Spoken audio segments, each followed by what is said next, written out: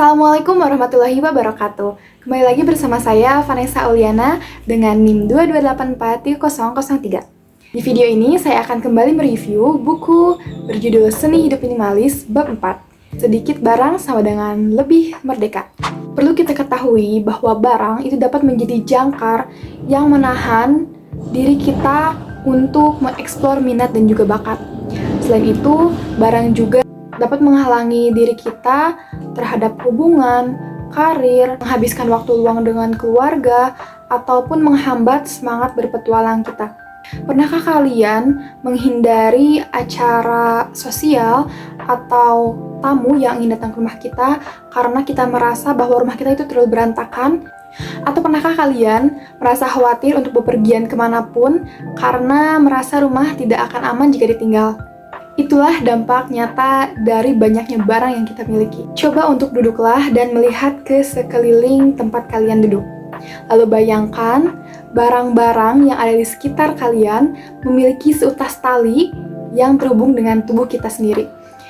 Lemari terikat dengan tangan, meja terikat dengan kaki, dan ketika kita sedang berjalan, barang-barang tersebut mengikuti kita dan semua barang-barang tersebut berdentang di belakang. Lalu kita memilih untuk berhenti bergerak dan duduk kembali karena kita merasa bahwa lebih baik dari kemana-mana agar tidak repot. Di dalam ruangan yang banyak barang dan berantakan, kacau balau, terkadang kita merasa lebih mudah capek, lelah, bahkan hanya untuk melihat barang-barang tersebut saja. Tapi sebaliknya, jika kita berada di ruangan yang bersih, yang rapi, sedikit barang, kita malah lebih merasa damai, lebih merasa bebas, dan juga merasa lebih tenang. Selain membuat ruangan lebih sesak, barang juga dapat menguasai keuangan kita dengan utang yang melilit jika kita membeli suatu barang.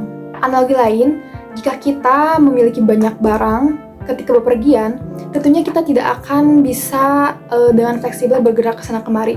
Kita harus membawa koper besar untuk membawa barang-barang kita yang banyak tersebut. Kemudian jika kita sedang ada di bandara, kita harus menunggu berjam-jam hanya untuk membawa atau untuk menjemput barang-barang kita.